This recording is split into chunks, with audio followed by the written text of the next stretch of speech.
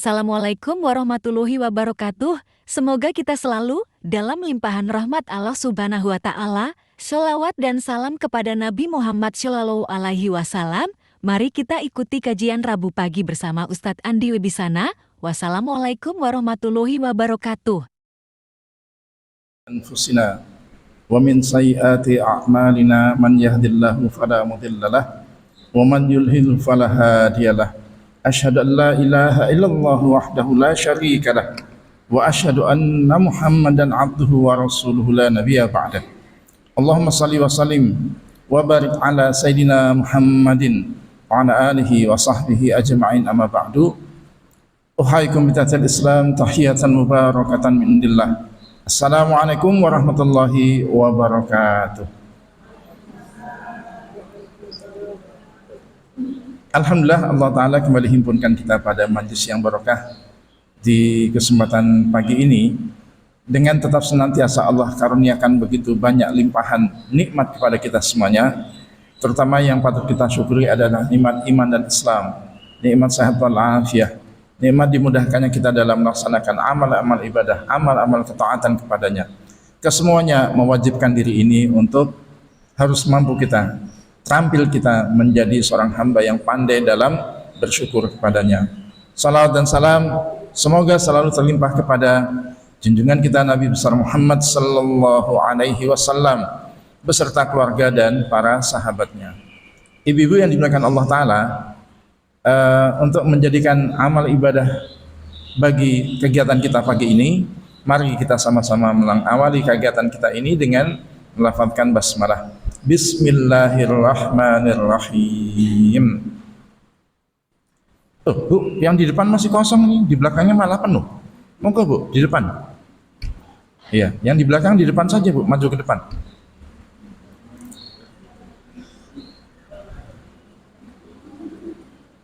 Ibu-ibu, pertemuan pekan lalu kita membahas kisah Nabi Ibrahim alaihissalam pada bab yang paling perdananya, yaitu berkenaan dengan bagaimana pemuliaan Allah Ta'ala dan juga Nabi Muhammad SAW terhadap Nabi Ibrahim. Itu sebabnya kemarin dalil-dalilnya full ayat hadis gitu kan, Bu. Sekarang kita masuk kepada sejarah Nabi Ibrahim. Wah, kalau sejarah berarti dongengnya nih, Bu, ya. Iya, jangan sampai ngantuk nih, Bu. Nabi Ibrahim alaihissalam tumbuh besar di kota Babylon. Kalau Al-Quran menyebutnya Babil. Sekarang Babylon itu menjadi salah satu kota sejarah di negeri Irak. Ya.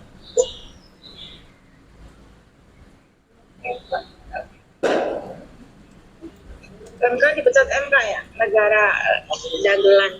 Iya.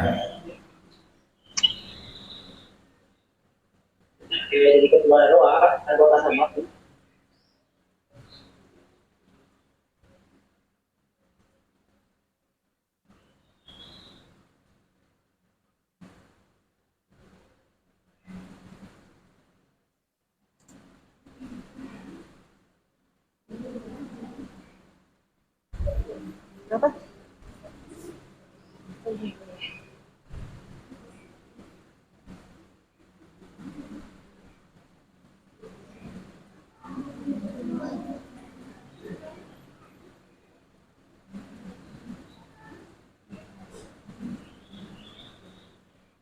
Kalau dalam penyebutan bahasa Arab Ibrahim, bahasa Ibrani atau Yunani menyebutnya Abraham, ya, Bu.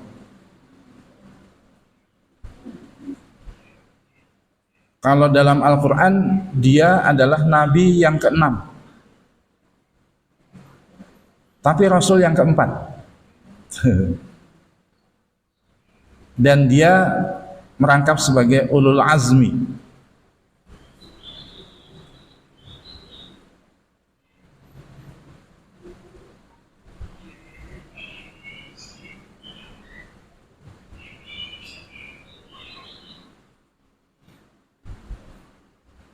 Peta Petanya sudah sempat saya share pekan yang lalu ya Bu.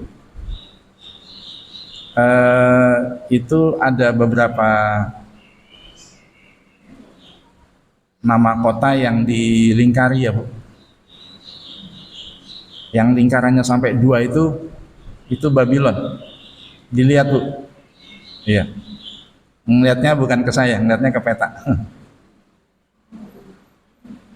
Ya. Di mana Baghdad? Oh, ternyata di utaranya Babil. Jadi adanya di selatan ini, Bu. Iya.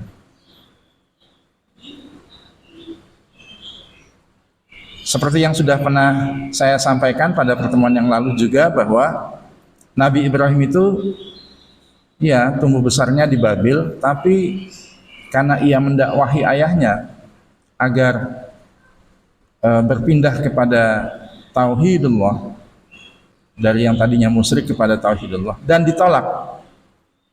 Bahkan karena sikap frontalnya Nabi Ibrahim itu, akhirnya Nabi Ibrahim diposisikan sebagai musuh oleh ayahnya, sehingga Nabi Ibrahim diusir dari kampung halamannya di Babil.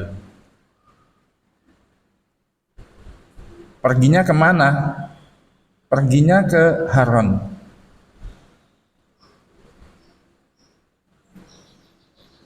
Haran itu jaraknya dari Babylon itu kurang lebih 1000 kilometer, Bu.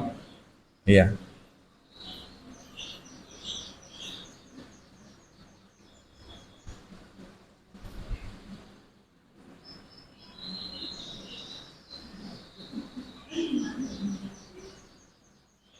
Sebentar Bu, saya share peta yang berikutnya terkait dengan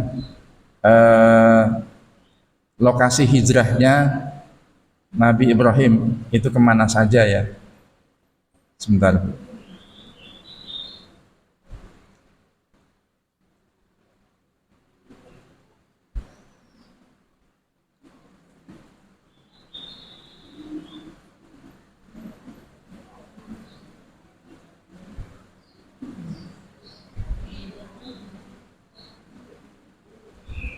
Ya, sudah bisa dilihat tuh di grup.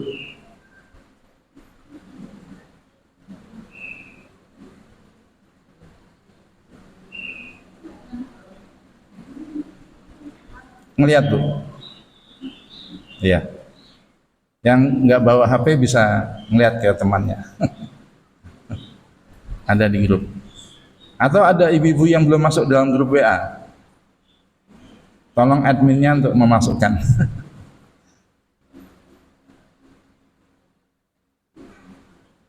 Bisa minta tolong ke Bu Haji Bedah nanti memasukkan ke dalam grup. Kalau yang ada belum ada dalam grup ya, saya yakin ada semuanya insyaallah. Ya, kembali ke pembahasan kita. Maka beliau diusir dari Babylon, pindahnya ke Haran. Haran itu sudah perbatasan dengan adanya di wilayah Suriah, perbatasan dengan Turki. Ya Allah. Jadi sudah di wilayah Turki. Itu jaraknya 1000 km itu, Bu. Ya Allah.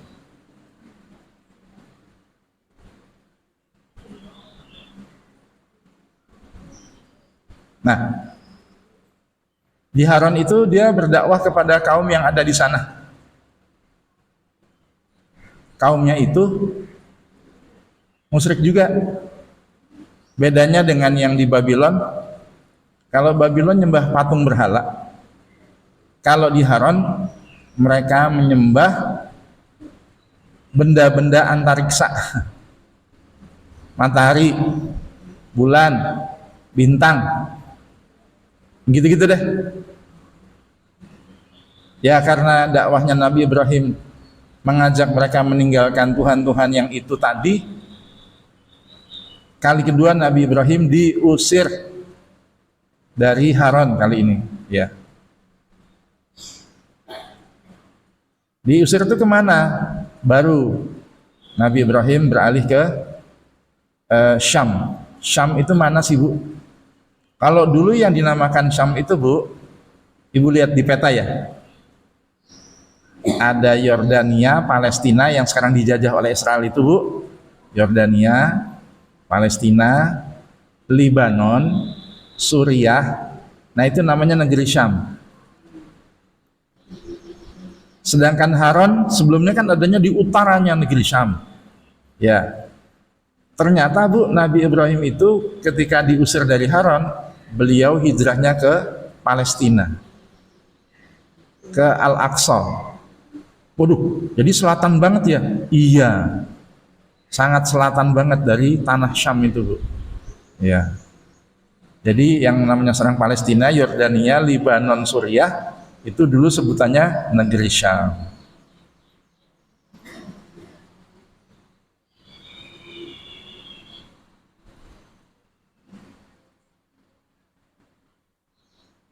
Tapi Nabi Ibrahim juga nggak jaga endokan ya Bu di negeri Syam.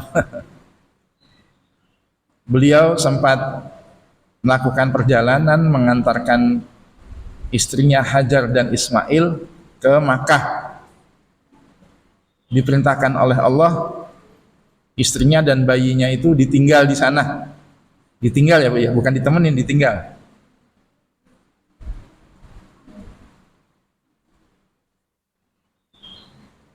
Ya, intinya Nabi Ibrahim kemudian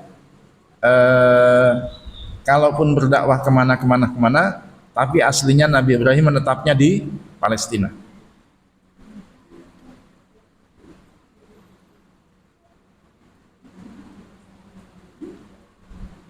Ini di peta nggak ada Palestina, Israel, Ustaz. Iya, kan Terbaru petanya Google Bu, masih tulisannya Israel Bu ya, Google. Ya gitu deh Bu. Palestina. Iya, harusnya tulisnya Palestina ya. Saya setuju Bu.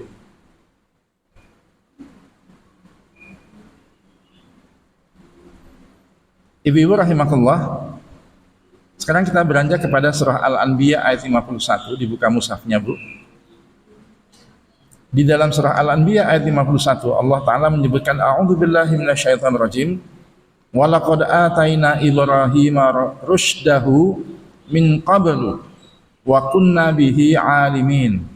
Kita garis bawahi ada kata rusydahu min qablu. Ya Bu. Rusydahu min qablu pada Al-Anbiya surat ke-21 ayatnya 51. Surat 21 ayat 51.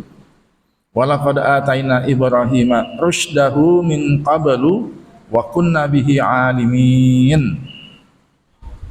Dan sungguh telah kami anugerahkan kepada Nabi Ibrahim hidayah kebenaran sebelumnya, dan adalah kami mengetahui keadaannya. Ada apa dengan Al-Anbiya 51? Saya cuman ingin memproklamasikan kepada ibu-ibu bahwa Nabi Ibrahim dari sejak mudanya, dari sejak kanak-kanaknya, dia belum pernah menjadi orang musyrik. Jadi kalau ada istilah Nabi Ibrahim mencari Tuhan, itu ngawurnya parah. Ngawurnya parah itu Bu. Nabi Ibrahim tidak pernah mencari Tuhan. Dari sejak mudanya dia sudah mendapatkan hidayah dari Allah Ta'ala, menuhankan hanya Allah. Ya. Jadi Nabi Ibrahim tidak pernah terlibat untuk itu matahari terbit, kayaknya itu Tuhan deh. Pas malam terbit bulan, nggak ada. Yang tadi bukan Tuhan, ini yang Tuhan. Besok pagi hilang tuh bulan, berarti nggak, itu bukan Tuhan. Bu, kisah yang seperti itu sering didengung-dengungkan, entah dari mana sumbernya. Tapi yang jelas itu coret. Ya, itu harus dihapus dalam benak dan pemahaman kita bahwa Nabi Ibrahim tidak pernah mencari Tuhan. Ya. Tapi ada ayatnya loh yang menjelaskan Nabi Ibrahim mencari matahari, bulan dan sebagainya. Betul Bu, ayatnya ada, tapi pemahamannya tidak begitu.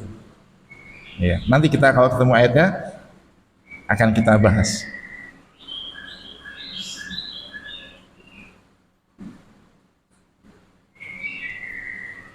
terkait dengan kalimat Ibrahim rusydahu min qabl, ternyata Imam Mujahid, seorang ahli tafsir dari kalangan generasi tabi'in, itu menjelaskan, Bu, yang dimaksudkan dengan Ibrahim rusydahu min qabl itu, penjelasan beliau adalah hadainahu saghira.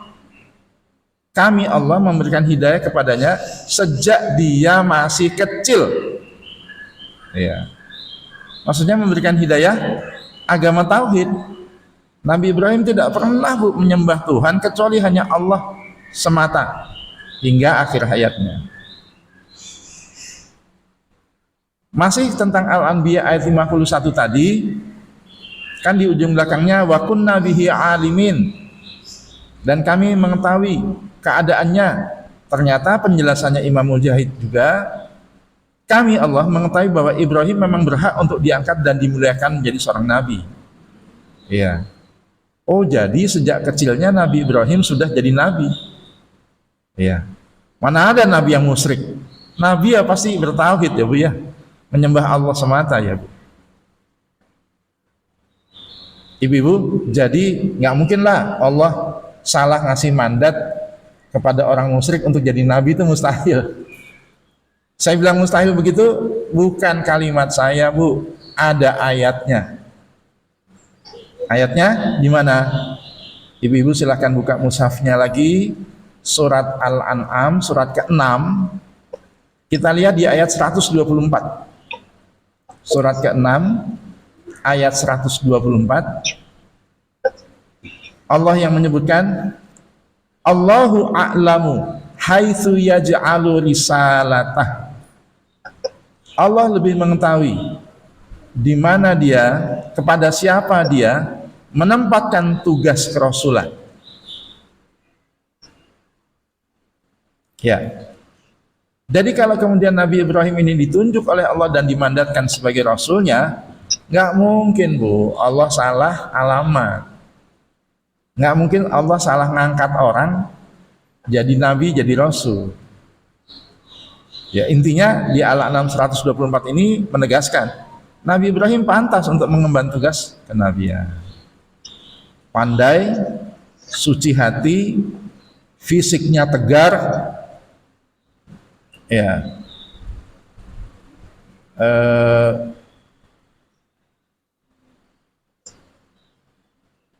Dia waktu pengen diringkus oleh bapaknya dan kaumnya itu berkelahi loh, Bu, dia. Maksudnya dia punya fisik yang kuat untuk berkelahi, bukan orang yang ringkih fisiknya gitu loh. Ya.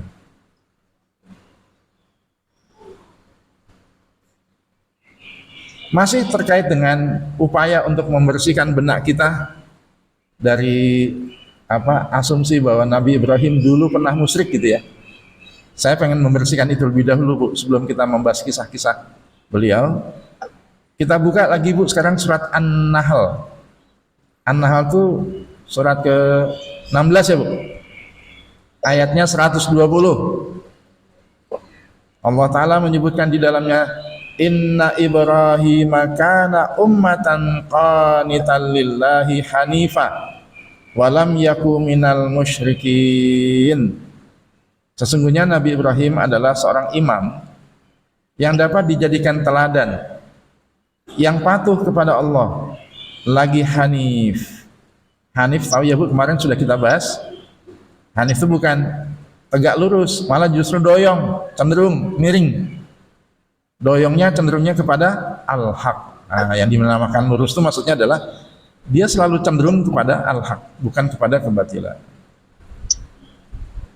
Dan sekali-kali dia tidak pernah termasuk orang-orang yang musyrikin. Allah tuh yang bilang, Bu, walam yaku minal musyrikin. Dia tidak pernah termasuk orang-orang yang musyrikin. Nah, sekali lagi ini menegaskan bahwa tidak pernah ya, Bu, Nabi Ibrahim itu nyembah matahari, nyembah bulan, nyembah apa lagi. Pokoknya selain Allah nggak mungkin. Ya. Jadi secara struktur bahasa ilmu nahwu nih, Bu, ayat 120 surat An-Nahl menegaskan Ibrahim alaihissalam orang yang tidak pernah sekalipun berbuat kesyirikan kepada Allah walaupun hanya sekali. Ya.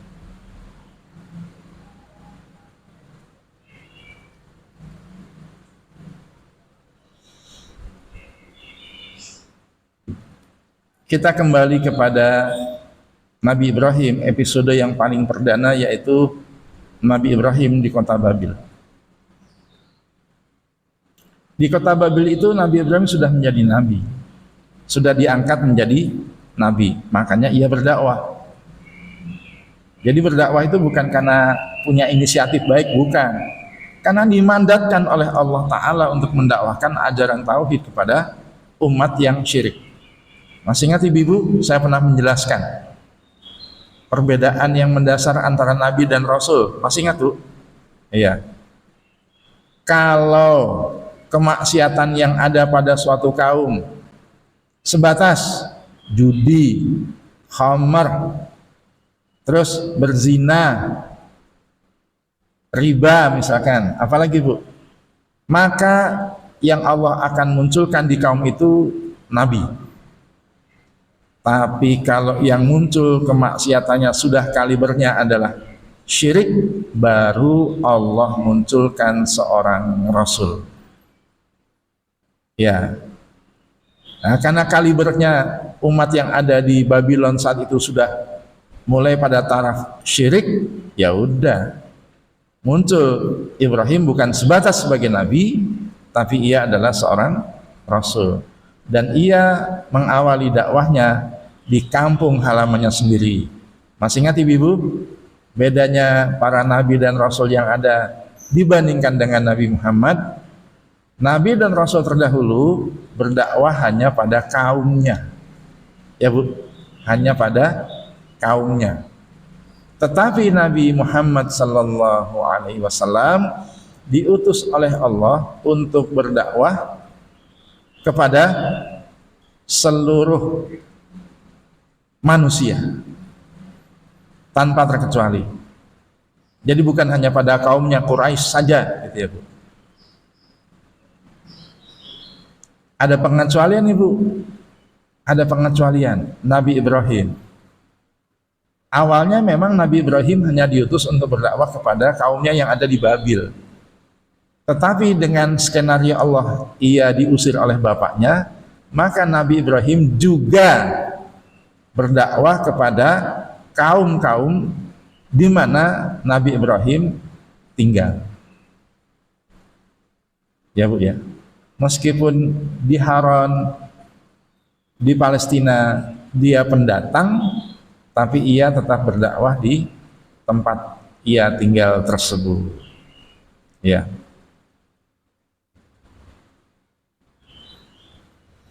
Terlihat pula ada suri tauladan baik dari Nabi Ibrahim, yaitu kalangan yang paling perdana ia dakwahi justru adalah orang terdekat. Di Babylon Nabi Ibrahim belum menikah bu, maka orang yang terdekat dengan Nabi Ibrahim adalah bapaknya. Sayangnya tidak ada informasi sahih bu mengenai ibunya Nabi Ibrahim, itu tidak disebutkan. Apakah saat ia mendakwahi bapaknya itu ibunya telah wafat atau masih hidup, namanya siapa, itu enggak ada keterangan. Ya, saya kurang tertarik bu untuk menelusur hadis-hadis Israiliyat untuk saya sertakan dalam penyajian saya, dalam kajian-kajian saya. Kenapa? Informasinya tidak bisa dipertanggungjawabkan bu. Jadi saya tidak mau untuk mengutip. Kalaupun ada informasi tentang siapa ibunya Nabi Ibrahim dan riwayat ia bisa nikah dengan Azar bapaknya, enggak, saya enggak mau dapatkan itu supaya saya tidak menyampaikannya kepada para audiens. Jadi sebetulnya dakwahnya Nabi Ibrahim saja itu sudah dakwah yang sangat bagus ya bu. Kenapa? Karena diawalinya dengan kalangan orang-orang yang terdekat. Ya. Wah, Bu Sila kalingan sama ini nih Bu, HP jadinya. Nggak kelihatan nama saya jadinya. Wah, ada Bu Sila tuh. Kalingan soalnya. Kalingan sama HP.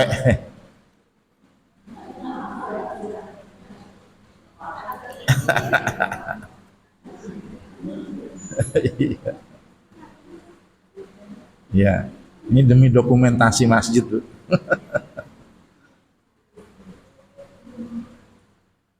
Yang mana tuh Nabi Ibrahim berdakwah kepada bapaknya? Ada Bu. Di Al-An'am ayat 74 ada tuh ayatnya. Surat 6 ayat ke-74 Allah Ta'ala menyatakan A'udzubillahi minasyaitonirrajim wa in qala Ibrahima li abihi, dan berkatalah Nabi Ibrahim kepada bapaknya. Bapaknya disebutkan oleh Allah, namanya Azar. Iya. Kata Nabi Ibrahim kepada Azar bapaknya, atattakhidhu asnaman aliha inni araka wa qaumaka fi dhalalim mubin. Pantaskah kamu menjadikan asnaman sebagai ilah-ilah, sesembahan-sesembahan kalian? Ibu, asnaman itu artinya, kalau dalam bahasa Arab, patung yang dibuat, tentu yang buat manusia, lalu kemudian disembah. Ya, kalau orang Indian nyebutnya totem ya Bu. Totem itu patung-patung tinggi, kayak batang pohon tapi diukir, dibentuk rupa, lalu kemudian disembah. Itu namanya asnaman. Ya.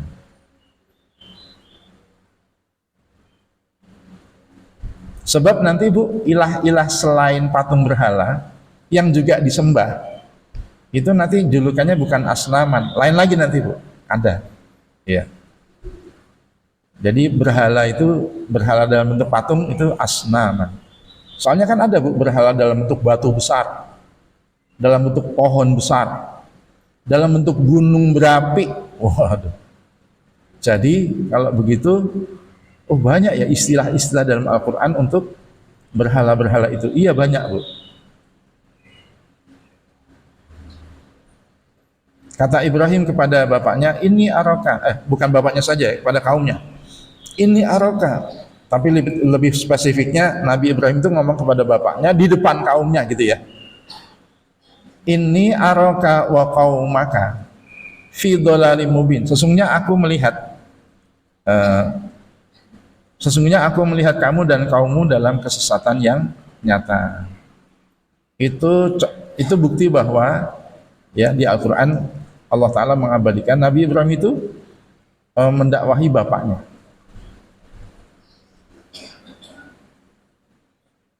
Di ayat yang lain juga bisa kita temukan hal yang sama Bu.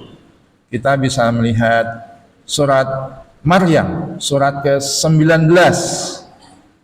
Di ayat ke-41, 42, ya 41, 42, kita bisa menyaksikan firman Allah Ta'ala di situ. A'udzubillahi minasyaitonirrajim. Wadhkur fil kitabi Ibrahim innahu kana siddiqan nabiyya. In qala li abihi ya abati lima ta'budu ma la yasma'u wa la yubsiru wala yughni anka syai'a. Ya. Wadhkur fil kitab. Ceritakanlah wahai Muhammad kisah Ibrahim yang ada di dalam Alkitab, maksudnya Al-Qur'an ini. Sesungguhnya ia, maksudnya Nabi Ibrahim, adalah orang yang sangat membenarkan, lagi seorang nabi. Ingatlah ketika ia berkata kepada bapaknya, kalau ya abi itu panggilan wahai bapak, tapi Nabi Ibrahim manggil bapaknya ya abati. Apa bedanya? Kalau ya abi wahai bapak, kalau ya abati wahai bapakku tersayang. Beda ya?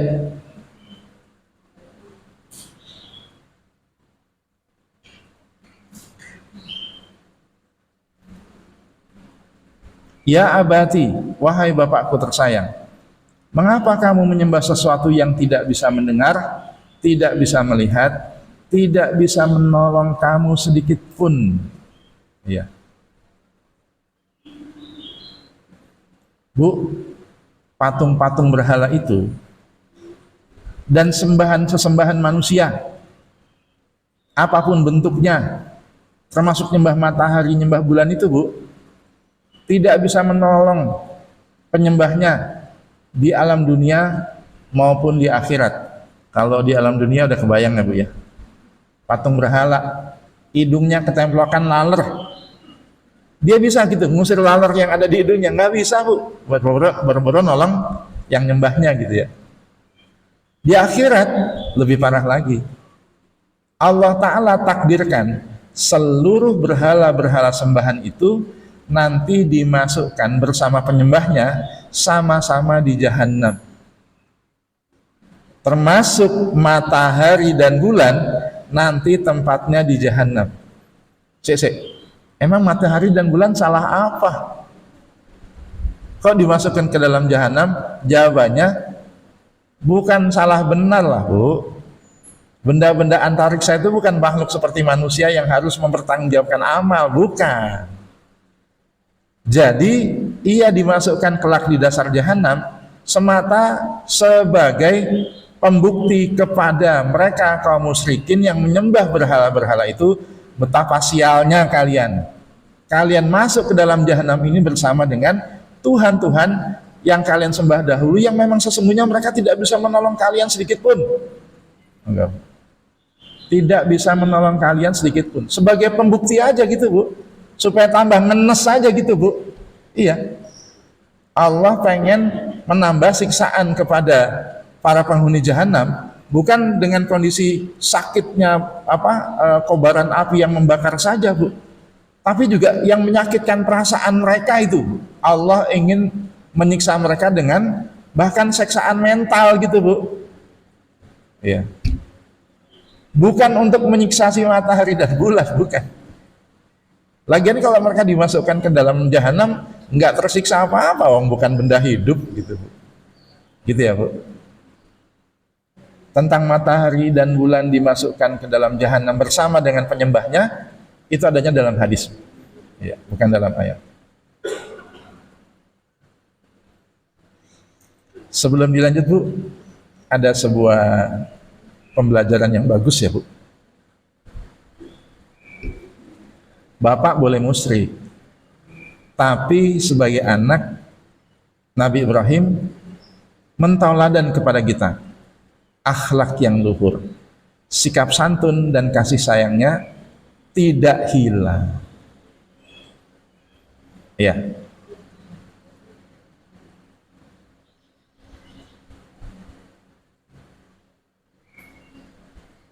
Tentang sifat penyantunnya Nabi Ibrahim, sikap pemuliaan Nabi Ibrahim kepada bapaknya meskipun ia musyrik itu, Bu, digambarkan agak lebih detail di dalam surat Maryam itu surat ke-19 ayatnya 43, 44, 45. Coba dilihat, Bu, surat Maryam ayatnya 43, 44, 45. Kalau di HP Ibu nggak ada mushaf, banyak, Bu, mushaf di masjid kita ini, bisa dipakai. Berikut terjemahnya ya, Bu ya.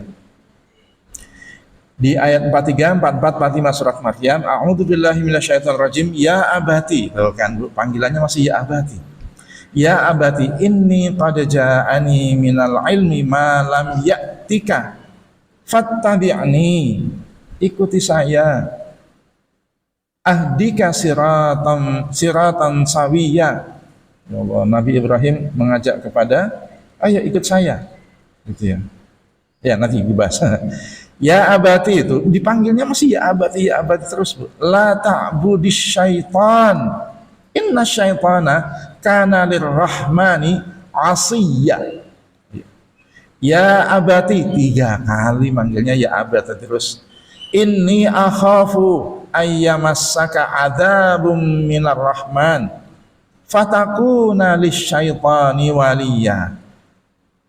Ya abati, wahai bapakku tersayang, sesungguhnya telah datang kepadaku sebagian ilmu pengetahuan yang tidak datang kepadamu. Kalimatnya santun ya Bu. Kalau yang nggak sopan begini kalimatnya, bapakku, saya tuh lebih tahu daripada kamu. Kenyataannya memang benar Nabi Ibrahim itu kan dapat wahyu Bu. Jadi lebih jelas-jelas bukan sekedar berilmu dan paham, tapi memang beneran tahu hidayah itu arahnya kemana. Petunjuk yang benar tuh ngajaknya kemana, tahu banget. Tapi kalimatnya Nabi Ibrahim nggak begitu. Kenapa? Dia memulihkan bapaknya meskipun bapaknya itu musyrik. Telah datang kepadaku sebagian ilmu. Ngomongnya sebagian untuk menunjukkan apa? Bukan saya yang paling berilmu, tuh gitu Bu. Telah datang kepada saya sebagian ilmu pengetahuan yang kebetulan belum datang kepada Anda. Udah deh, ikut aja sama saya. Gitu. Pasti saya akan menunjukkan kepadamu di sini siratan sawiyah. Nah, kalau siratan sawiyah itu artinya jalan yang lurus. Kalau siratal mustaqim itu bukan artinya jalan lurus Bu, padahal. Iya. Ya abati, wahai bapakku, janganlah kamu menyembah syaitan. Kok disebutnya syaitan ya? Padahal yang disembah kan patung. Enggak Bu, yang dimaksudkan itu adalah menyembah syaitan. Pokoknya menyembah selain Allah itu memang ajakannya syaitan. Itu dakwahnya syaitan. Atau dengan kata lain, bukan menyembah syaitan, tapi apa? Jangan ikuti syaitan untuk menyembah patung-patung berhala, menyembah ilah-ilah selain Allah, maksudnya begitu. Sesungguhnya syaitan itu durhaka kepada Rabb yang Maha Rahman. Wahai bapakku tersayang, sesungguhnya saya khawatir kamu akan ditimpa azab dari Rabb yang Maha Rahman. Maka kamu akan menjadi kawan bagi syaitan nanti di dalam jahanam.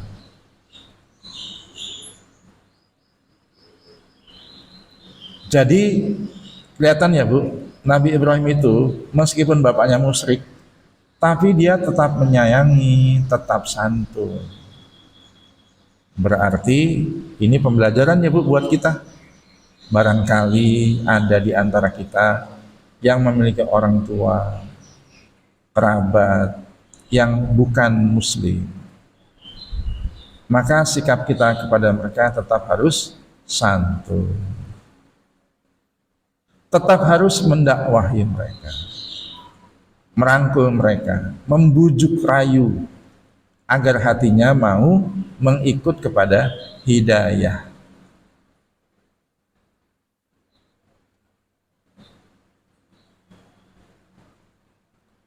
Sayangnya memang dalam kisah Ibrahim ini sang ayah yaitu Azar bukan cuma enggak mau tapi juga marah atas ajakan Nabi Ibrahim, maka sang ayah malah mengusir Nabi Ibrahim alaihissalam. Tadi kan Maryam 43, 44, 45, 46-nya coba lihat tuh. Itu omongan bapaknya Nabi Ibrahim. Qala, berkata si bapaknya itu, araghibun anta an alihati ya Ibrahim. Bencikah kamu kepada sembahan-sembahanku wahai Ibrahim? Lam tantahi la arjumannak wahjurni maliya. Jika kamu tidak berhenti, pasti akan saya rajam kamu. Pekan lalu saya sebutkan ya Bu, rajam itu dipendem sampai pusar, habis itu dilempari batu Bu. Batunya bukan batu segede batu fondasi, tapi batu yang paling gede sebesar kepalan tangan. Tujuannya untuk satu menghinakan, yang kedua membunuh pelan-pelan. Dilempari batu, bocor, benjut, benjol, apalagi lama-lama mati. Iya. Tapi lama Bu, melemparinya pagi, boleh jadi matinya sore. Itu namanya rajam. Iya. Jadi kalau ibu mengucapkan ta'awudz a'udzubillahi minasyaitonirrajim. Begitulah Bu, semestinya kita berlaku kepada syaitan, melemparinya. Iya. Jadi ibadah jumrah itu Bu lebih merupakan bentuk praktek secara perbuatan. Kalau secara lisan kan a'udzubillahi minasyaitonirrajim. Nah, secara perbuatan tapi simbolis. Kita melempari tembok yang ada di jumrah itu Bu. Ya, bukan melempari temboknya ya Bu, melempari syaitan secara simbolis. Tapi melemparinya hanya boleh dengan batu kerikil yang diambil di Musdalifah ya Bu. Harusnya kan 7 sekali ngelempar, bukan 7, brek 7, enggak, satu-satu. Jumlah total 7. Nanti kalau ternyata batunya cuma ada 5, waduh, 2 lagi gimana? Harus ada Bu. Entah minta sama temen, tapi jangan ngambil sendal. Kan sendal 2. Tuh. Iya. Ntar kita yang sengsara Bu. Kenapa? Pulangnya panas. Nggak pakai sendal bisa gawat itu. Berabe.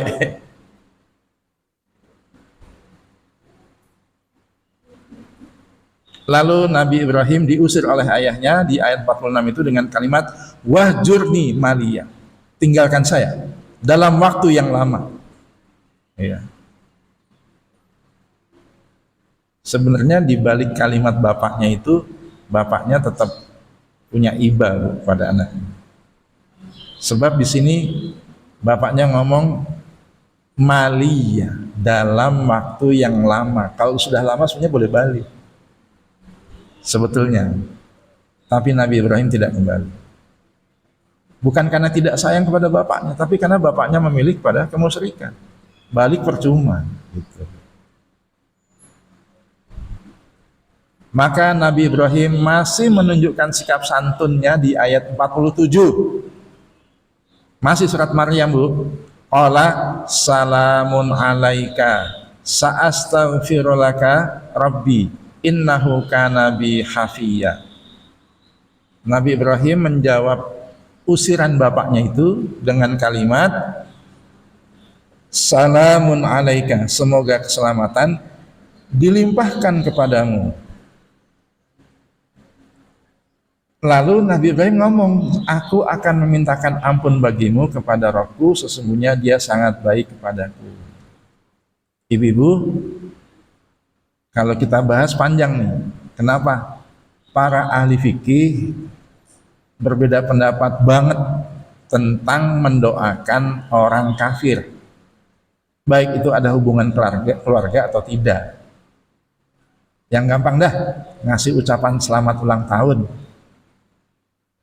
Nengok rumah sakit lagi dirawat itu tetangga kita yang non muslim, boleh nggak kita mendoakan semoga lekas sembuh ya? Itu para ahli fikih berbeda pendapat, boleh apa tidak. Iya serius. Yang tidak berbeda pendapat adalah kalau si non muslim itu sudah wafat, sudah pasti tidak ada perbedaan pendapat, tidak boleh didoakan sama sekali. Tapi kalau masih hidup, para ahli fikih beragam Bu pendapatnya. Kalau ditanya boleh apa enggak, ada yang mengatakan haram sama sekali. Pendapat kedua, boleh hanya untuk mendoakan agar ia mendapatkan hidayah. Kalau orang Arab menyebutnya Allahu yahdik gitu ya. Sebatas itu boleh. Sementara pendapat ketiga, boleh secara umum, doa apa juga masih boleh, seperti kebolehan mendoakan sesama kaum muslimin kalau si kafir itu masih hidup. Itu pendapat yang ketiga, gitu ya Bu. Jadi wajar ya Bu kalau kita berjumpa dengan adanya keragaman pendapat dalam fikih. Namanya aja fikih. Yang kita akan jumpai adalah belantara perbedaan pendapat para ulama.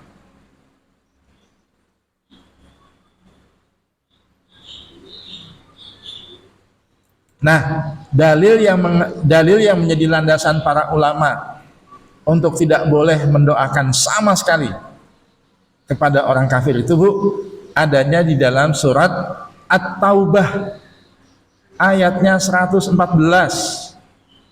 Masih berkenaan dengan Nabi Ibrahim, kaitannya dengan mendoakan bapaknya yang musyrik itu.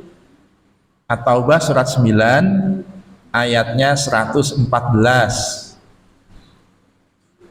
A'udzu billahi minasyaitonir rajim. Wa ma kana istighfaru Ibrahim li abihi illa am mau'idatin wa'adaha iyyahu falamma tabayyana lahu annahu aduwwul lillahi tabarra'a minhu inna Ibrahima la'awwahun halim.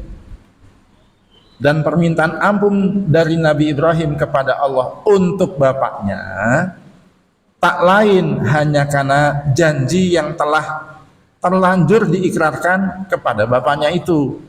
Maka tatkala jelas bagi Ibrahim bahwa Allah memposisikan bapaknya sebagai musuh Allah, maka kemudian Nabi Ibrahim berlepas diri darinya.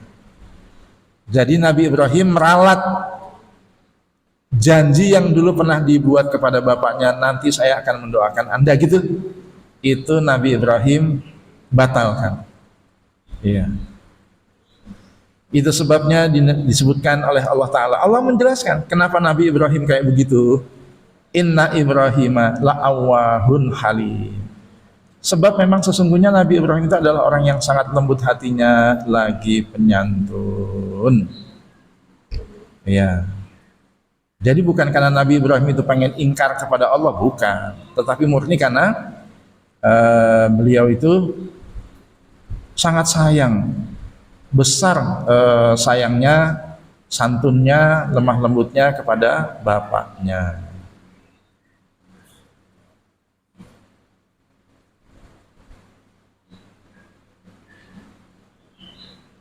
Kalau tadi kan ayat, Bu, At-Taubah 114 ya. At-Taubah 114. Ada hadis, Bu. Ada hadis yang dicantumkan oleh Imam Ibnu Katsir ketika menjelaskan At-Taubah 114.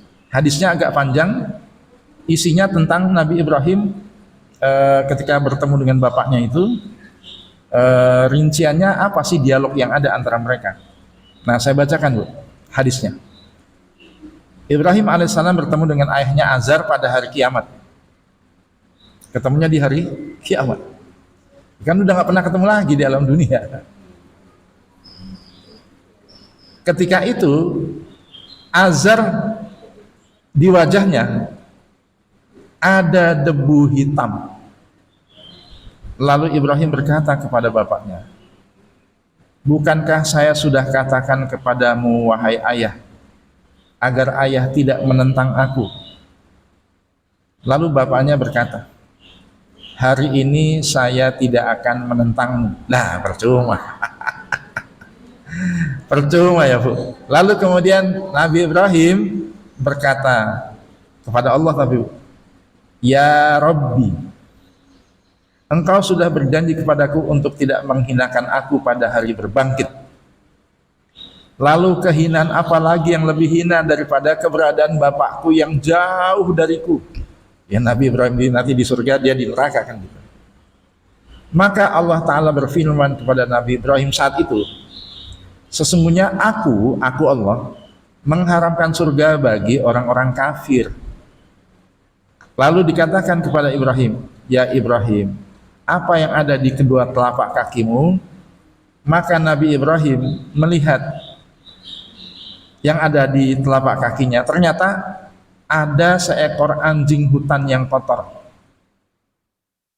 Maka anjing itu diambil kakinya, maksudnya ditenteng kakinya, lalu dibuang ke dalam neraka.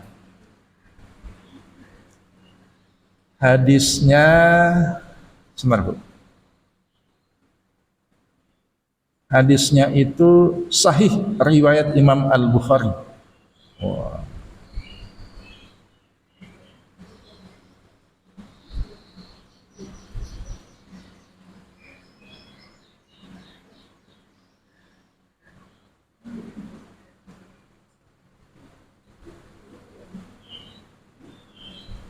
Maka ketika Nabi Ibrahim ditentang oleh ayahnya, kembali lagi nih Bu, ketika mendakwahi ayahnya itu, ketika Nabi Ibrahim ditentang oleh ayahnya yang musyrik itu, tapi dia tetap berlaku lemah lembut kepada ayahnya, dia berkata seperti di Maryam ayat 48 Bu.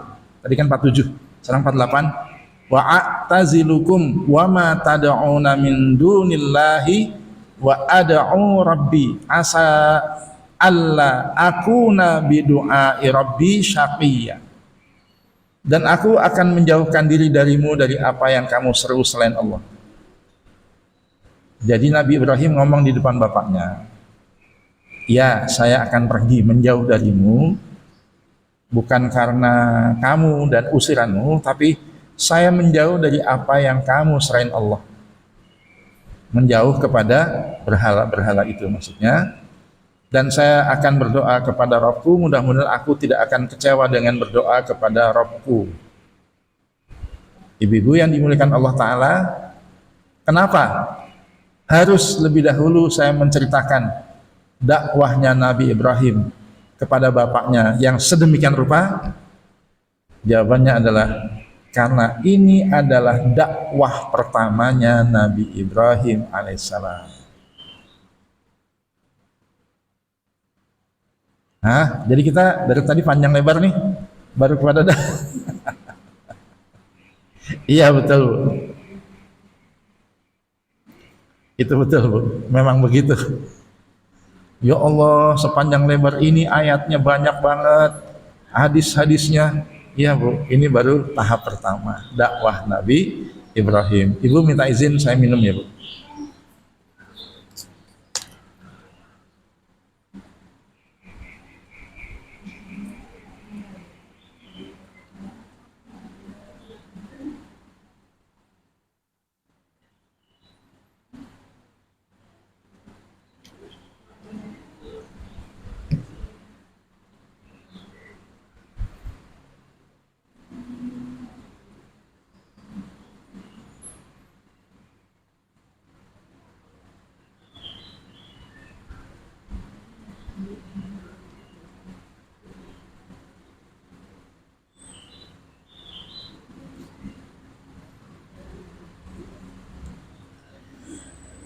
Ibu-ibu rahimakumullah, yang berikutnya saya mengajak ibu untuk masuk kepada perbincangan mengenai dakwah Nabi Ibrahim kepada kaumnya.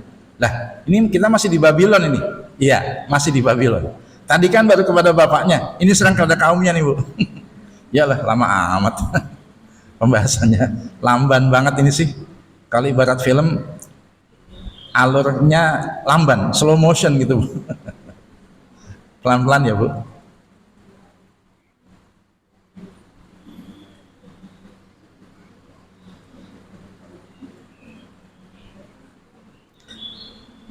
Allah Ta'ala dalam Al-Quran menyebutkan dialog Nabi Ibrahim dan bapaknya. Tadi sudah. Tapi ada juga Bu, ayat yang di sana Allah Ta'ala mengabadikan dialog Nabi Ibrahim, dakwahnya Nabi Ibrahim kepada kaumnya, penduduk Babil. Nah, kali ini banyaknya di surat Al-Anbiya Bu.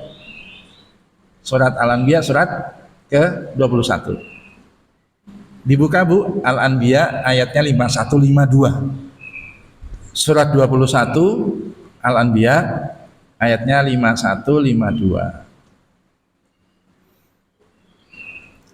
Ya namanya juga ngaji tafsir ya Bu. Ya nggak mau meskipun pembahasannya kisah, ya ketemunya Al-Quran lagi. A'udzubillahi minasyaitonirrajim. Walaqad ataina Ibrahima rusydahu min qablu wa kunna bihi alimin. Ayat 52-nya, in qala li abihi wa qaumihi ma hadhihi tamathilul lati antum laha akifun. Dan sesungguhnya telah kami di sini Allah Ta'ala menganugerahkan kepada Ibrahim rusydahu min qabl, hidayah kebenaran sebelum. Nah, di sini ada kalimat min qabl, sebelumnya, maksudnya sebelum Musa dan Harun. Oh, Maksudnya ini menunjukkan bahwa Nabi Ibrahim itu moyangnya Musa dan Harun. Dan adalah kami mengetahui keadaannya. Ingatlah ketika Ibrahim berkata kepada bapaknya dan kaumnya, patung-patung apakah ini yang kamu tekun beribadah kepadanya? Ibu-ibu, Nabi Ibrahim kalimatnya santun. Tapi meskipun santun, tajam. Jadi dengan kata lain, ketika Nabi Ibrahim nanya kepada kaumnya, patung-patung apa ini yang kamu tekun beribadat kepadanya? Kalau bahasa kita, ini bahasa kasarnya nih Bu, ngapain kalian berlama-lama di patung-patung yang kalian pahat dengan tangan kalian sendiri, lalu kalian berlama-lama menyembahnya, itu ngapain? Itu bahasa sakleknya begitu.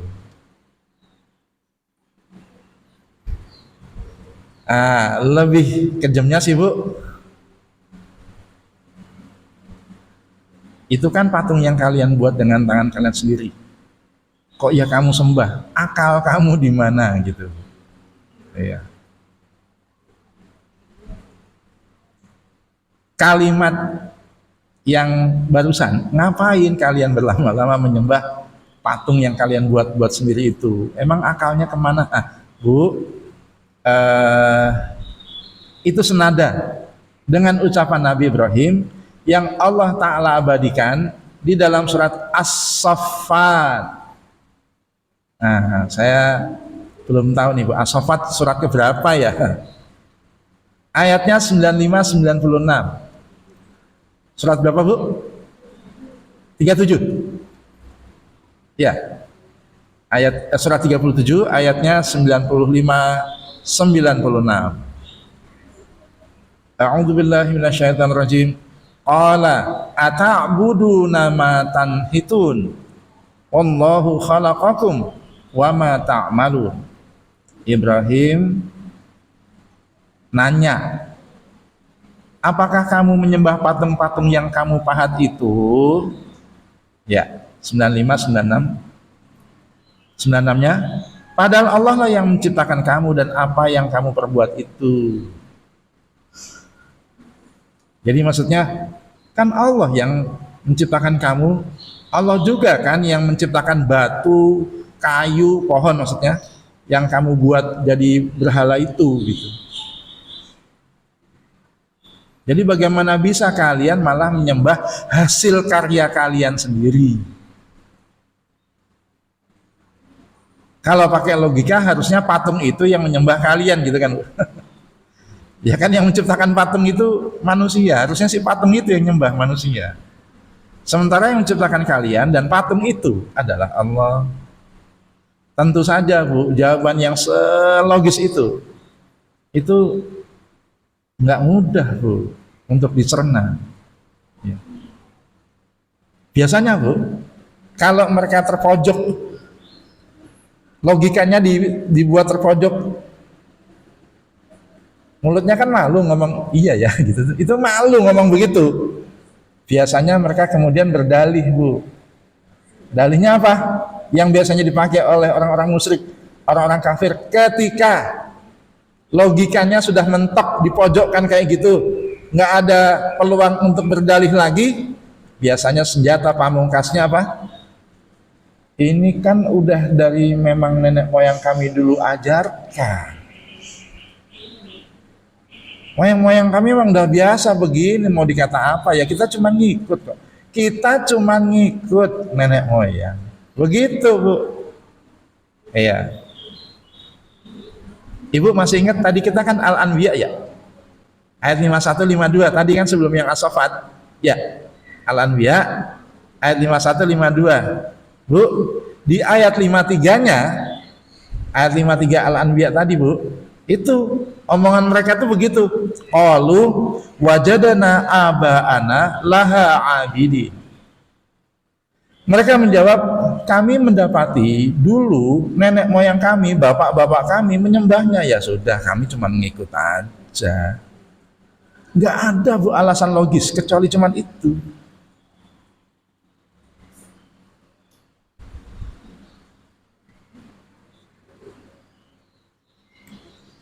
Nabi Isa itu Bu dipertuhankan oleh orang Nasrani. Tahu nggak Bu? Mulai kapan? 3,5 abad setelah Nabi Isa diangkat ke langit.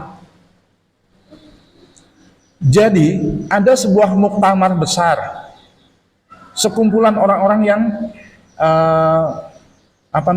menyembah Nabi Isa. Mereka berkumpul dan membuat kesepakatan. Kesepakatannya namanya Konsili Nicea. Nicea tulisannya. Konsili Nicea itu membuat kesepakatan di antaranya bersepakat menjadikan Isa sebagai Tuhan. Lah, kalau kaumnya Nabi Ibrahim membuat batu dan kayu menjadi patung yang disembah, kalau mereka membuat sesembahan berdasarkan hasil musyawarah mufakat. Iya. Tapi saripatinya sama. Bukan Tuhan yang menciptakan yang kemudian disembah, malah mereka menciptakan sosok Tuhan lalu disembah. Gitu, Bu.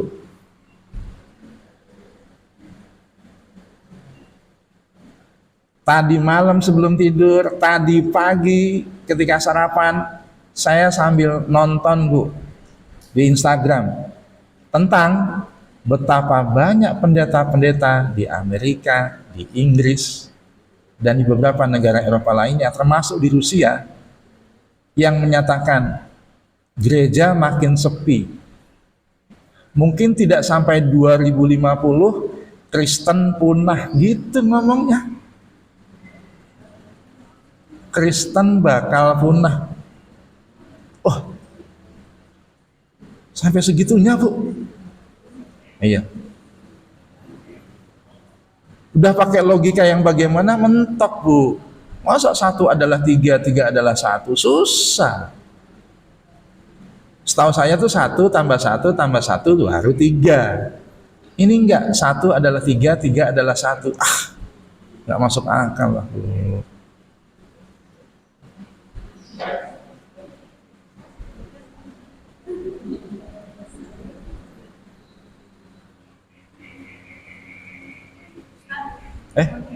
Om, ya monggo, silakan dulu.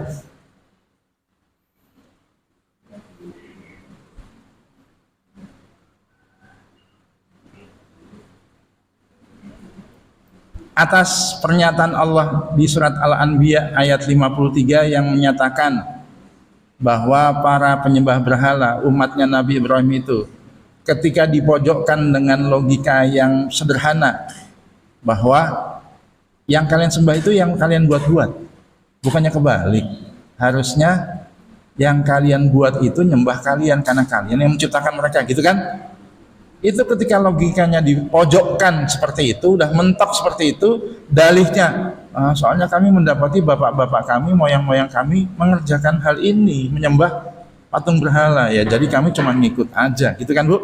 Nah, atas ayat tersebut, Imam Ibnu Qayyim Al-Jauzi dalam kitab tafsirnya, Bu, menjelaskan bahwa di antara perkara yang menyulitkan seseorang untuk mendapatkan hidayah adalah berpegang kepada tradisi nenek moyang.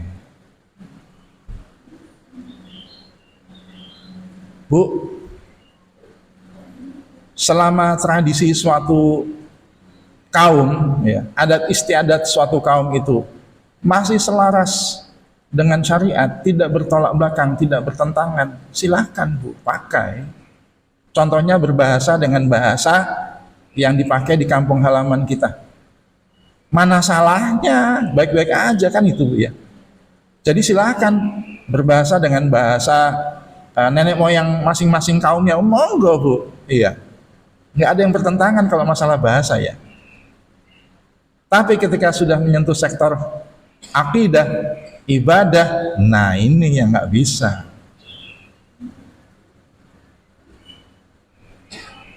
Kalau masih dalam urusan muamalah, dalam tradisi kami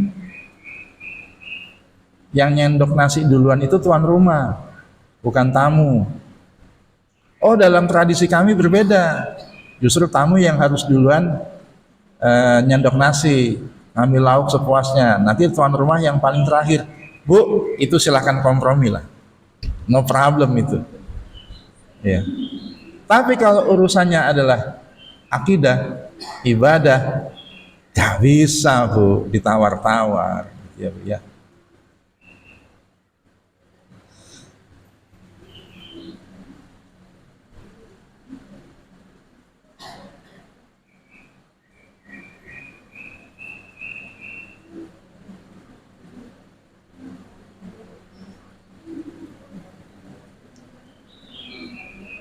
Kalau zaman Nabi Muhammad ada enggak orang-orang yang didakwahi oleh beliau itu dalihnya ketika dipojokkan logikanya terus ngejawabnya ya kami begini karena memang ngikutin apa yang sudah ada dari nenek moyang kami aja gitu.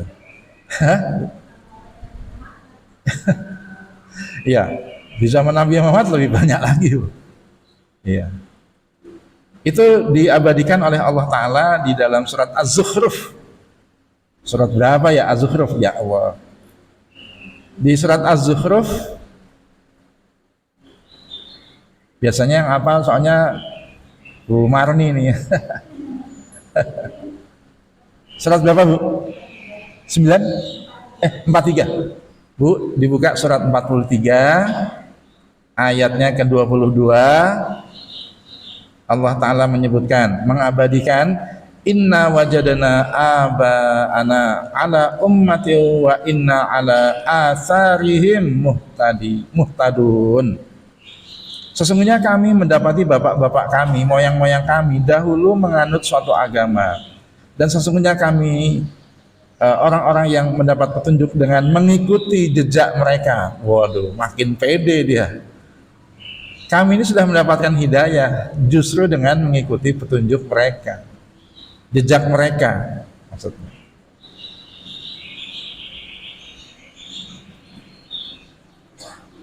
Nanti di dalam surat Asy-Syu'ara, bukan Asyura ya Bu, surat Asy-Syu'ara. Ini panjang lagi Bu, ayat 69 sampai 74. Waduh, 6 ayat. Kita akan menjumpai di ayat 74-nya Bu, ada kalimat qalu bal wajadana aba'ana kadzalika yaf'alun. Bukan karena itu, sebenarnya kami mendapati nenek moyang kami sudah berbuat demikian sejak dulu. Enggak Bu, saya hanya cuman nggak usah nggak Ibu buka nggak apa-apa. Saya cuma ingin menegaskan, banyak sekali Bu di ayat Al-Qur'an kaum musyrikin, orang-orang kafir yang mereka itu pro status quo, nggak mau berubah, nggak mau di-upgrade, nggak mau diperbaiki, nggak mau didakwahi, nggak mau untuk dirangsang akalnya berfungsi. Ya.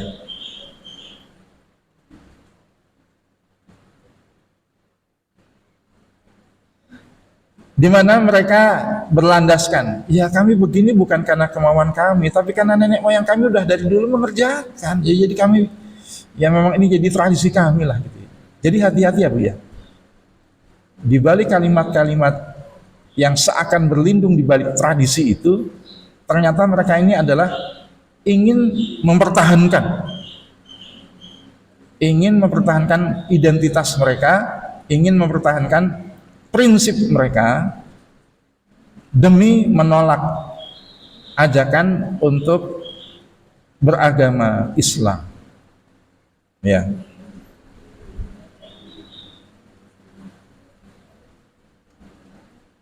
Kan nenek saya penganut ajaran budi pekerti kebatinan Jawa, namanya Pangestu, Panembahan Ngesti Tunggal. Ketika saya tanya, yang itu sebenarnya agamanya apa?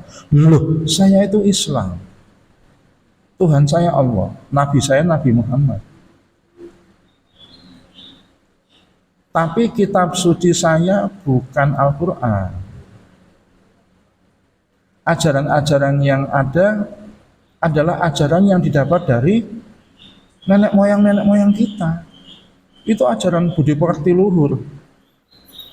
Itu pengalaman yang diracik sekian ratus tahun. Wah, gitu. Jadi mustahil di dalamnya itu ada keburukan, gitu Bu. Jadi intinya ungkapan itu untuk menegaskan, ya udah kamu pakai Islammu, saya pakai Islam versi saya, gitu. Intinya jangan ngajak-ngajak lah gitu. Nggak usah mempengaruhi lah. Saya sudah punya identitas sendiri, yaitu apa yang saya dapat dari nenek moyang, gitu.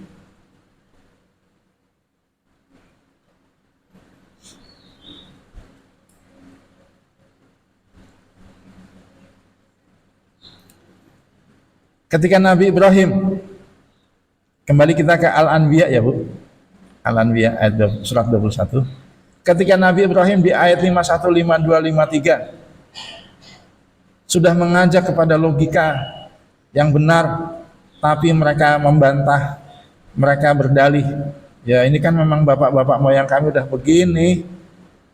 Apakah Nabi Ibrahim kemudian mati jurus, mati langkah, keserimpet lidah, nggak bisa ngomong? Enggak. Nabi Ibrahim menghadirkan mengkanternya Bu ya, perlawanannya dengan apa?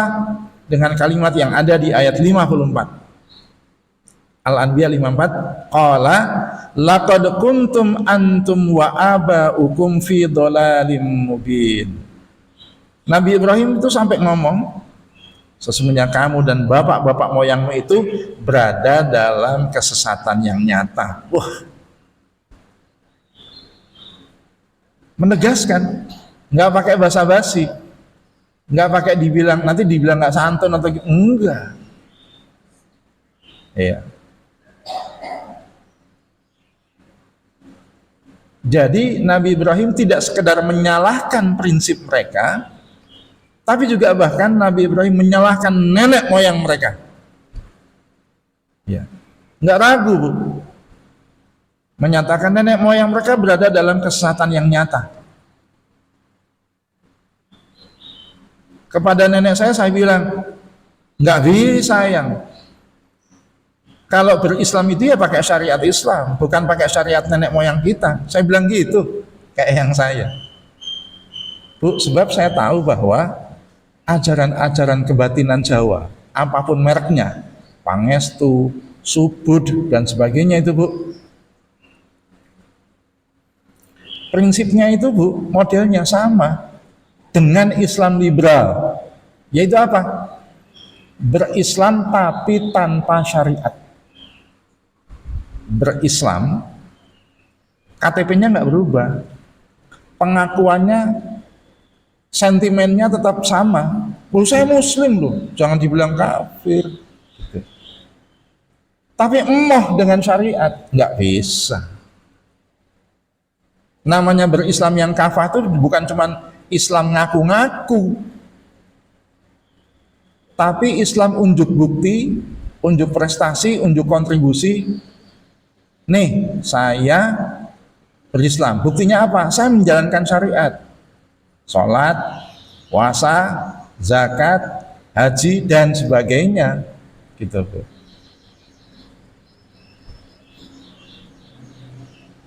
Itu tuh Bu, penganut ajaran-ajaran tasawuf yang keblinger. Mereka mengklaim kita kaum muslimin yang masih menjalankan syariat itu berada pada level terendah, level syariat sebutnya.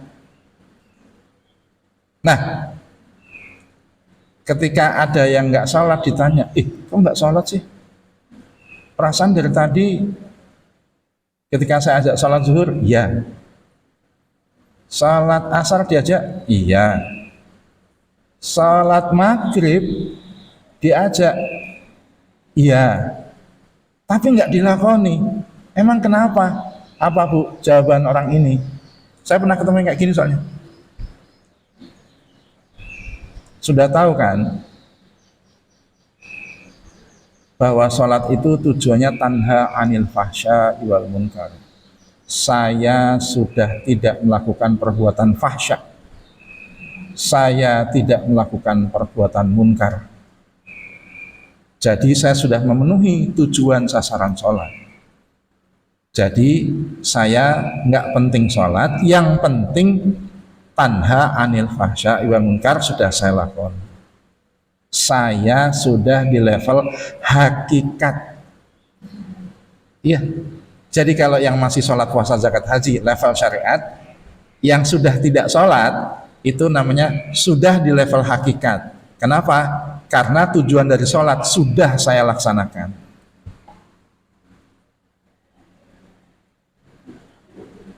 Wah, parah itu, Bu. Ada lagi yang nggak pernah mau ibadah sama sekali ibadah apapun nggak pernah mau. Ketika ditanya, Anda ini gimana sih? Iya. Jawabannya gini, Bu. Saya itu karena sudah lama di level hakikat, sehingga saya sudah terbiasa berdekatan dengan Allah. Saking dekatnya saya dengan Allah, maka Allah sudah menyatu dengan saya. Jadi tidak ada di balik jubah ini kecuali hanya Allah. Saya sudah di level ma'rifah namanya. Iya. Bu, kalau ada orang yang ngomong begitu, ya sama, Bu, dengan penganut kebatinan Jawa, Islam liberal, berislam tanpa syariat. Iya.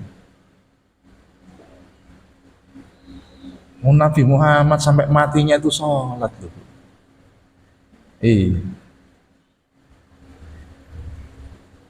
Dia tetap mengerjakan kewajiban-kewajiban sebagai seorang muslim, sebagai seorang mukmin. Lah kok ada yang kayak gitu? Ya. Apa julukan syariat terhadap orang-orang yang seperti itu? Yang kebatinan Jawa tadi, Islam liberal tadi, atau termasuk yang tadi, Bu, ya, level hakikat ma'rifat tadi itu, Bu. Sebutannya kalau dalam syariat itu kaum zindiq. Iya.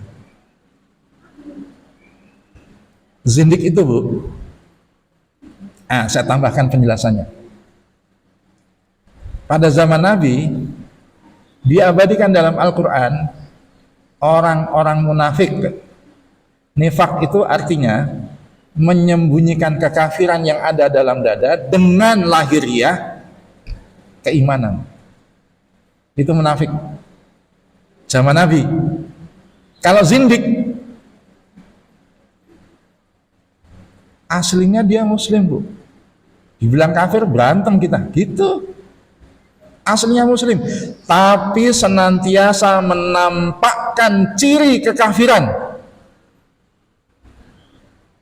Nggak mau sholat, pede lagi. Saya sudah di level hakikat nih. Pede banget, tuh. Iya. Malah dukung Israel. Itu Israel pesek itu, Bu, namanya. Iya. Jadi kalau zaman sekarang, kalau zaman Nabi, orang munafik itu orang yang menyembunyikan kekafirannya dengan pakaiannya, ucapannya, tangan kakinya, perbuatannya, gaya hidupnya Islami banget dah gitu. Itu munafik zaman Nabi. Kalau zaman sekarang labelnya beda. Sebutannya zindik. Kayak apa? Muslim tulen, Bu, 7 turunan, anak kiai barangkali. Boleh jadi hajinya lebih dari sekali, Bu. Kalau nulis gelar haji karena saking banyak hajinya, bukan gitu, Bu. Saking banyaknya. Tapi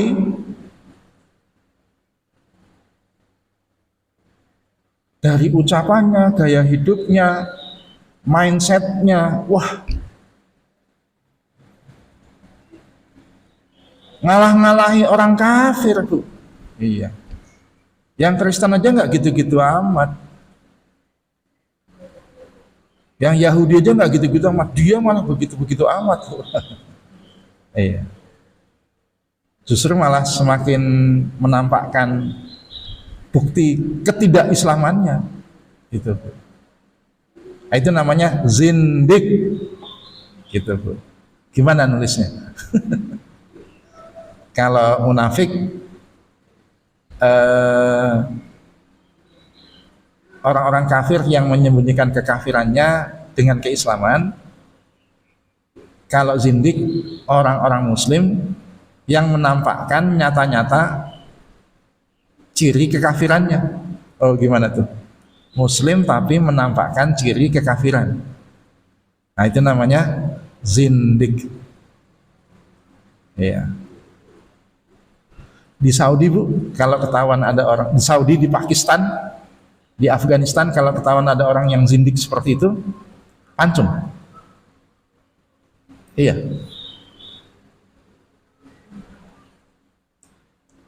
Itu bahaya itu, Bu, orang-orang yang kayak begitu. Dikasih panggung, ngoceh, punya channel YouTube lah, punya podcast lah. Aduh, gawat itu, Bu. Kayak LGBT, nular. Banyak sekarang, Bu, yang seperti itu. Iya. Tuh belum lama Deddy Corbuzier dihantam oleh netizen. Kenapa? Ngundang bintang tamu Buya Arrozi, ngoceh tentang Palestina. Isinya enggak. Semodel kayak siapa yang Bajra itu, Bu? Enggak tahu tentang Palestina, ngoceh. Ngocehnya apa? Hamas itu bentukan Israel. Wah, ada lagi.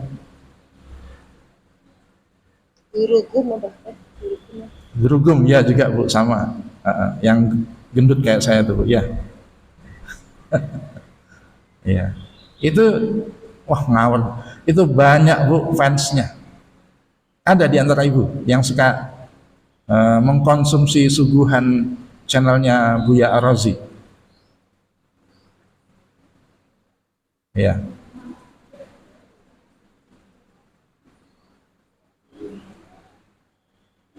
Yang anaknya ketembak pistolnya itu loh. Anaknya masih kecil ketembak pistolnya.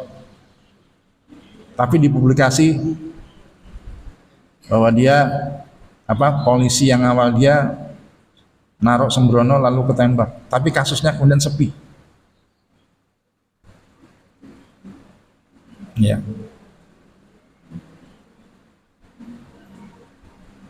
Suka lewat di TikTok Ustadz itu Buya Arrozi itu. Iya. Buya apa siapa gitu. Iya betul, Buya Arrozi. Namanya siapa sih? Arrozi. Iya. Pokoknya dia. Iya, cuman ngejelekin Hamas gitu loh Ustadz, sebel banget dah. Betul, betul. Pokoknya di Palestina sedang ada makrokah, ya, jihad, pertempuran jihad.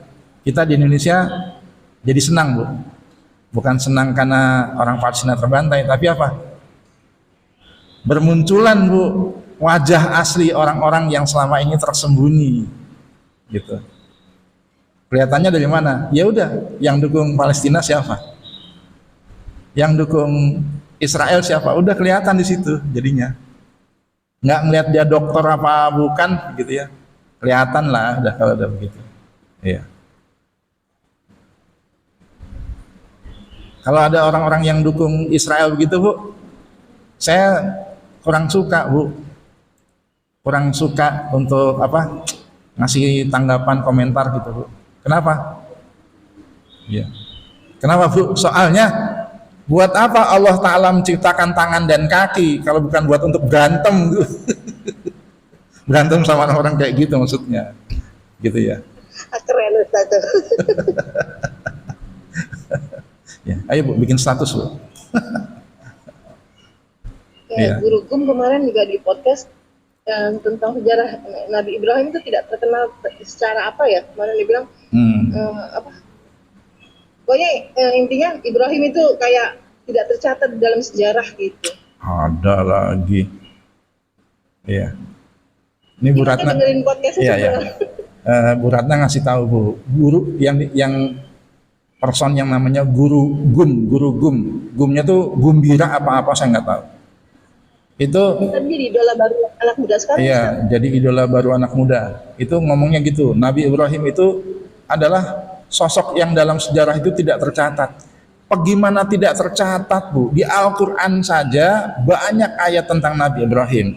Di Al-Quran saja orang-orang Yahudi, rahib-rahib Yahudi itu mengklaim Ibrahim itu agamanya Yahudi. Orang-orang Nasara mengklaim Ibrahim itu agamanya Nasara. Saya cuma pengen menceritakan bahwa dari zaman dulu orang-orang kafir itu saja mengklaim Ibrahim moyang kami, Ibrahim moyang kami.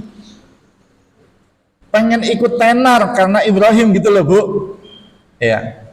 Pengen ikut tenar karena mereka mengklaim moyang kami itu Ibrahim, moyang kami itu Ibrahim, untuk menunjukkan bahwa Ibrahim itu, Bu, lebih ngetop daripada K-pop.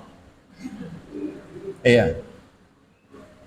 Sejarah manusia sekian lama mengklaim kami itu moyangnya Ibrahim, kami itu moyangnya Ibrahim. Kalau sekarang kan nenek moyang kami itu Nabi Muhammad, Bu. Panggilannya Habib, Syarif, gitu, Bu, ya.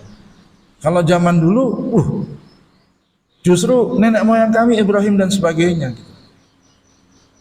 Gimana nggak kurang ngetop, Bu? Di dalam sholat, salawat kita itu sebutannya salawat Ibrahimiyah.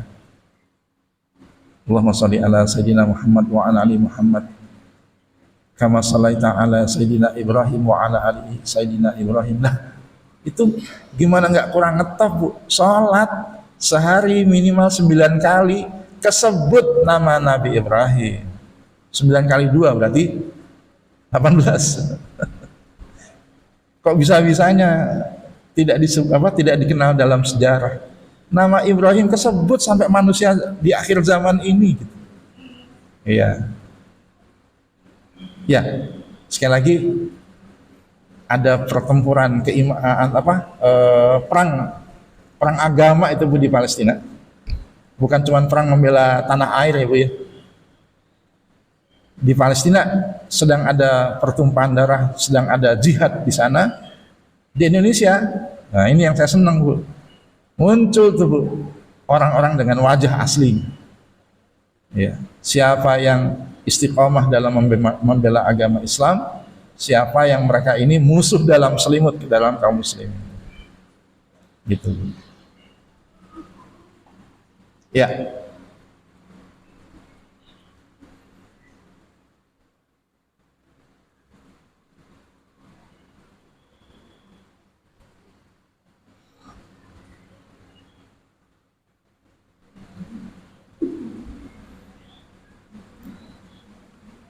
Kita kembali ke Al-Anbiya kita, Bu. Ya Allah ya Rabbi, saya sampai lupa ngeliat jam, Bu. Sudah mau 10:30, tapi saya belum memberi ruang kepada ibu-ibu untuk tanya jawab. Monggo ibu-ibu, sementara pembahasan saya tentang Nabi Ibrahim dalam mendakwahi kaumnya, tadi kan awalnya mendakwahi ayahnya, sekarang mendakwahi kaumnya. Saya selesaikan. Selanjutnya saya beri ruang kepada ibu-ibu, baik yang hadir di masjid ini maupun yang online, untuk tanya jawab. Silakan, Bu, monggo. Di online udah ada, Ustaz, di chat, tapi Bu Mai udah keburu keluar. Lah, kalau saya jawab orangnya udah nggak ada, bagaimana dong?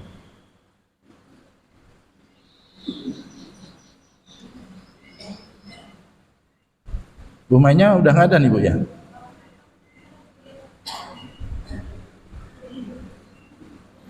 Ya, Bu Ratna ya, Bu Mainnya nggak ada. Iya, kayaknya udah nggak ada di itu. Oh, ya udah kalau gitu disimpan deh pertanyaannya. Wah, tapi susah nih nge-save-nya nih saya. Kalau ada ibu-ibu yang berkenan untuk men-save pertanyaannya Bu Mai. Saya screenshot aja ya.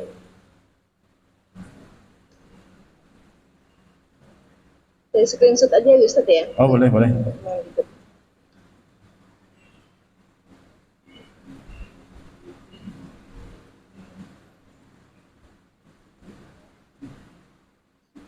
Ibu-ibu yang hadir di masjid ada pertanyaan terkait dengan dakwah Nabi Ibrahim alaihissalam?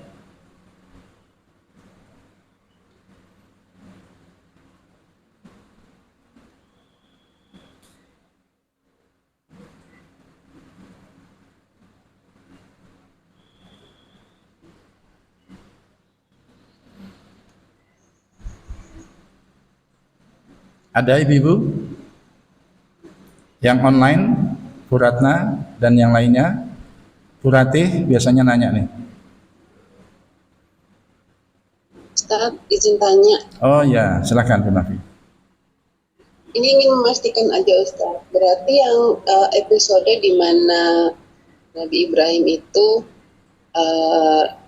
tanda kutip ya, seperti mencari Tuhan itu bukan pada fase dia masih kecil yang waktu di gua itu ya Ustaz. Soalnya kan kita dulu tuh waktu zaman kecil kan selalu ceritakannya waktu beliau di dalam gua, terus beliau sendirian, terus Tuhan saya siapa ya, sambil melihat matahari, bulan dan sebagainya. Itu berarti bukan di fase dia masih kecil itu ya Ustaz?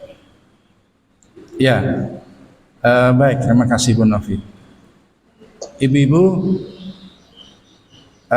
Bu Novi bertanya, itu fase yang ada dialog Nabi Ibrahim terkait dengan Nabi menuhankan matahari, bulan dan sebagainya itu bukannya waktu zamannya Nabi Ibrahim masih kecil? Jawabannya ya, itu ada pada masa Nabi Ibrahim sudah dewasa ketika pergi meninggalkan Babylon yang ia diusir oleh bapaknya menuju ke Haran yang ada di wilayah Yordania atau Suriah ya saat ini. Di peta ada itu Haran. Nah, jadi sekali lagi itu bukan ketika Nabi Ibrahim masih kecil. Terus insya Allah Bu pada pertemuan mendatang ketika Nabi Ibrahim di Haran itu Bu terjadi peristiwa yang tadi seakan-akan Nabi Ibrahim itu seakan-akan ya Bu ya seperti menyembah matahari, padahal itu cuma dialog dengan kaum di sana. Ya. Itu adanya di mana di Al-Qur'an? Adanya di Al-An'am. Ayatnya 70-an, 75, 76 tuh, Bu. Ya. 77 sampai 79. 80 81 ding malah. 75 sampai 81, Bu.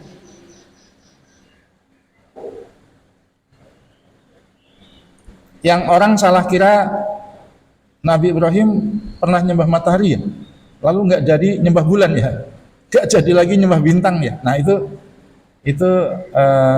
ketika salah kaprah dalam mencerna Al-An'am ayat 75 sampai 81. Insya Allah Bu, itu akan kita bahas lebih detail pada pertemuan pekan mendatang. Ya. Kisahnya Nabi Ibrahim dalam berdakwah di Haram. Ya. Demikian Bu Nafi, Allahu a'lam. Baik Ustaz, syukran.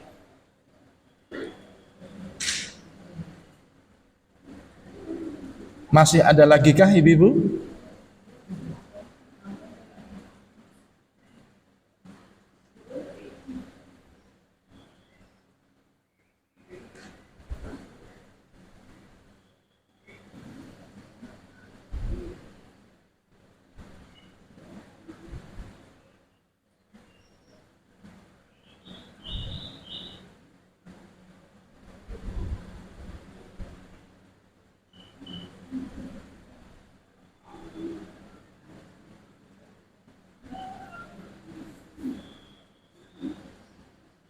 Assalamualaikum Ustaz.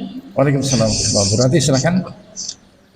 Iya, ingin memastikan lagi aja takutnya tadi salah dengar. Tadi yang saya catat itu, jadi perbedaan antara dakwah Nabi dan dakwah Rasul itu, kalau Nabi itu biasanya dia bukan berdakwah untuk tauhid gitu ya. tapi tentang judi, khamr, zina seperti itu Ustaz. Sedangkan kalau Rasul yang turun berarti mereka mendakwahkan tauhid. Baik, baik. Baik, terima kasih Bu Ratih. Jawabannya bukan begitu kesimpulannya Bu Ratih.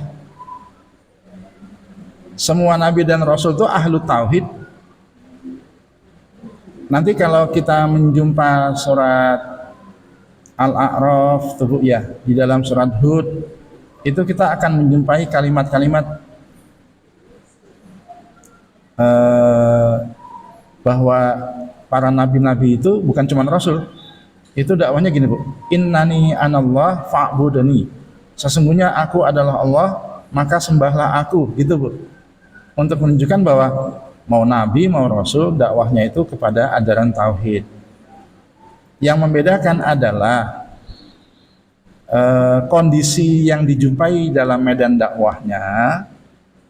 Kalau seandainya kemaksiatan yang ada sebatas kemaksiatan melakukan perbuatan haram, maka yang Allah hadirkan cuma seorang nabi. Tapi kalau kemaksiatan yang ada pada suatu kaum itu kalibernya sudah mulai kepada kemusyrikan, maka Allah menghadirkan seorang rasul kepadanya. Bedanya di mana sih nabi dan rasul yang lainnya? Bedanya Bu, kalau rasul datang muncul yang ada adalah syariat yang terperbaharui, memperbaharui syariat dari rasul-rasul yang sebelumnya. Adapun kalau nabi nggak mungkin Bu hadir syariat baru. Misalkan Bu ya, di Bani Israel setelah ditinggal oleh Nabi Harun dan Nabi Musa yang rasul, maka yang muncul Nabi Daniel, Yusya, Nabi Syumual dan sebagainya, yang mereka itu hanya membawakan Tauratnya Musa alaihissalam, mendakwahkan Tauratnya Musa alaihissalam.